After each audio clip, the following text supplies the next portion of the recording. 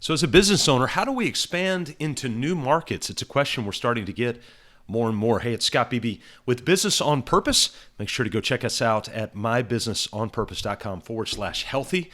Take about 5 minutes to get a metric, health, and evaluation of your business. Amidst the chaos of recession, there are many who see opportunity and possibility tucked away in a larger population that submits blindly to this concept of doom and gloom.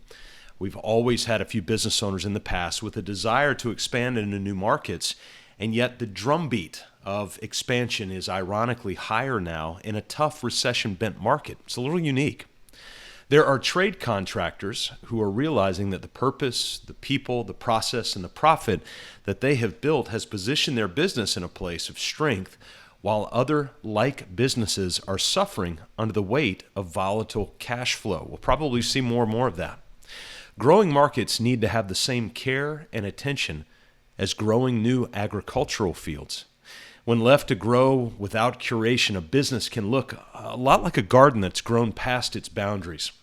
In fact, the town I live in right now is a bizarre example of this. Its population has grown at race car speeds, and yet the town's services divisions are really struggling to keep up. Much of our physical landscape was designed to be beautiful and boundaried, but due to the struggle of keeping up, the vegetation has started to spill out over the borders onto the streets and looking a bit more haggard. It's unkept. Now, it'll get fixed over time, but that's how our businesses feel when uncontrolled and undisciplined growth begins to occur. It's growth, but not all growth is healthy growth. I once cut back a shrub in my own yard that had grown far too large and was left with nothing but a brown stem because the growth required larger and larger support until the fruit of that support was gone. What was left was the support structure, what we would call in business management, but there was no fruit, revenue.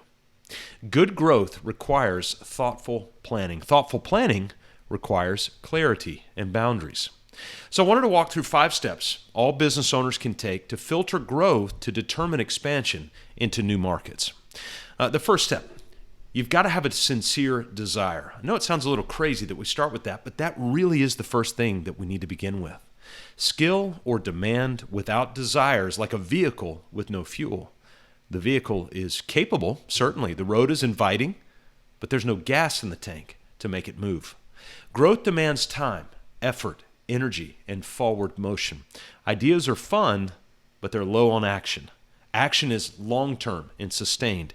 The good news is that you now have an idea of the effort required to expand due to the time and effort putting into the initial growth of your own business. So as you grow, you will likely require more people. Do you have that desire?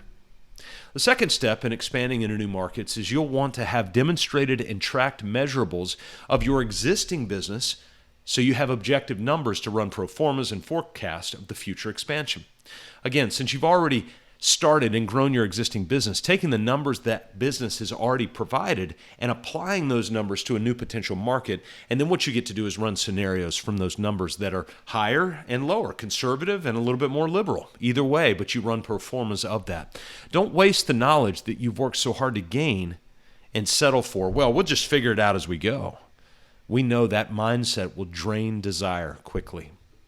The third step in expansion is to create a replicable roadmap for that expansion. Looking in the mirror on the business that you've already launched, what were some of the non-negotiable steps that you learned to take that will apply to the expansion? Well, what's an ideal location? What's an ideal client or a customer? What makes an ideal team member? And how have we trained them successfully? What's the culture we are birthing this new expansion out of? And how will that culture fall in line with what currently exists? Many of the businesses that we have coached through expansion have resulted in a simple spreadsheet checklist of items that each new expansion would need. The next item, to expand, you must identify persons of peace. Who are those connections within the community you wish to expand to who identify with your mission and are connected to your ideal clients? Every location has a minority of the population that will turn out to be raving supporters of your mission. In order to buy in and herald your mission, though, you must have abundant clarity of that mission and be ready to share the mission in a succinct way, along with a simple value proposition answering who you help, what you do to help, how that help is delivered, and what the result of your help will be. A final step to evaluate the expansion into a new market is to find out if there's already someone there that you could acquire that would love to come in line with your mission and your culture. See, there are thousands in the business owner community who have the technical skill, the market has the demand, and frankly, they have a desire, but they've always struggled to run a business focused on purpose, people, process, and profit. Your expansion could be the very opportunity they are looking for to show and to show up, to do their work in a meaningful and fulfilling way, but not have the burden of business ownership. Your running a business on purpose is an attractive hope for many who run a business void of purpose. Expansion, it's natural. It's an exciting prospect when methodically and thoughtfully worked through with an open mind and an open hand and an eye on the ultimate vision of your business.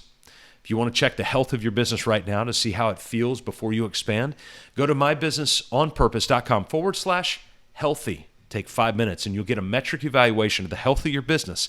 That'll be another element to help you decide, do I really have the desire